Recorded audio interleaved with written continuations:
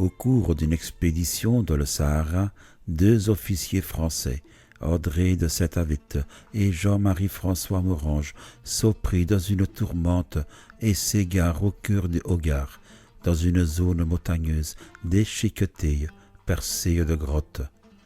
Dans l'une d'elles, Morange repère une mystérieuse inscription en forme de croix. Il y déchiffre un nom, Antinéa. Les 2 hommes poursuivent leur course dans cette contrée inconnue, guidés par un inquiétant Touareg qui les conduit à une grotte où ils seront assommés et faits prisonniers. Morange et Saint-Avit se réveillent dans un palais extraordinaire, creusé dans la falaise. D'étranges personnages y mènent une vie oisive.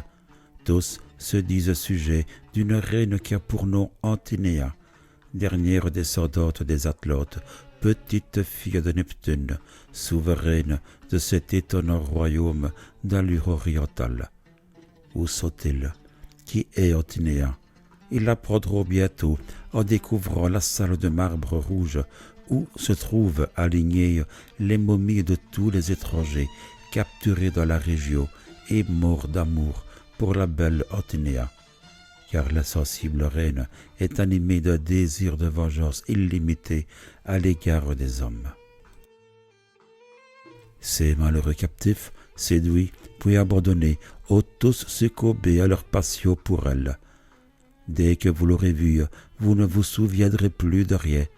Famille, patrie, honneur, tout, vous renierez tout pour elle, affirme-t-on aux 2 voyageurs incrédules. Se poursuit alors ce qui n'était jamais arrivé.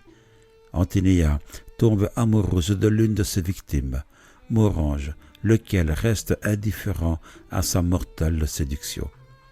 Antinéa, blessée dans son orgueil, s'arrange pour faire tuer Morange par son ami, Saint-Avit.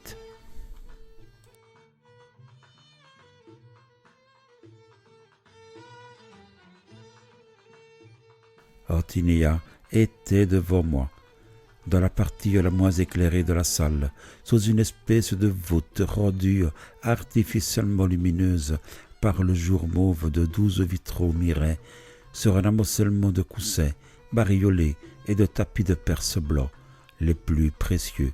4 femmes étaient allogées. Je reconnus dans les 3 premières des femmes touareg, à la beauté splendide et régulière, vêtues de magnifiques blouses de soie blanche bordées d'or. La 4e, très brune de peau, presque négrillonne, était la plus jeune, et sa blouse de soie rouge rehaussait la sombre tête de son visage, de ses bras, de ses pieds nus.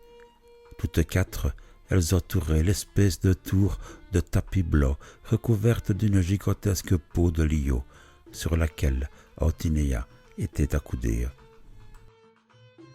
Antinéa, chaque fois que je l'ai revue, je me suis demandé si je l'avais bien regardée alors, troublé comme je l'étais, tellement chaque fois je la trouvais plus belle, pauvre mot, pauvre langue.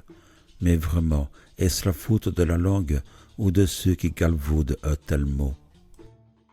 Cette œuvre, qui reçut le Grand Prix du roman de l'Académie française en 1919, est l'une des plus célèbres de son auteur.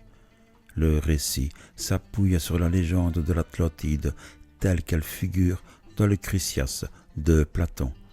Elle se déploie d'une manière étonnamment romanesque avec en toile de fond l'Antiquité gréco-égyptienne et les expéditions françaises au Sahara.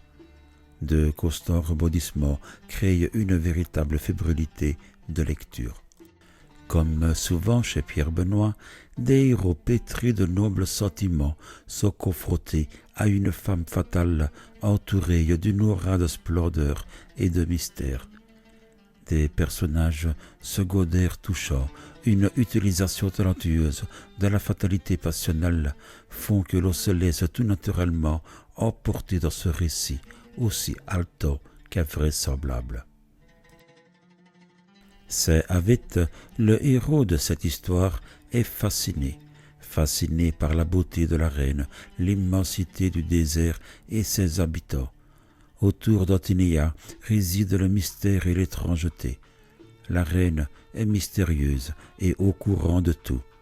La comparaison entre Otinia et l'Atlantide nous renseigne sur son caractère énigmatique et mystérieux. L'île est habitée par un peuple aux connaissances avancées. La reine, quant à elle, est porteuse d'un savoir inouï. Elle est belle et attirante, comme ce fut le cas pour l'île qui a tant attiré et qui attire encore. Cette femme nous fascine encore aujourd'hui. C'est une femme convoitée, mais insaisissable.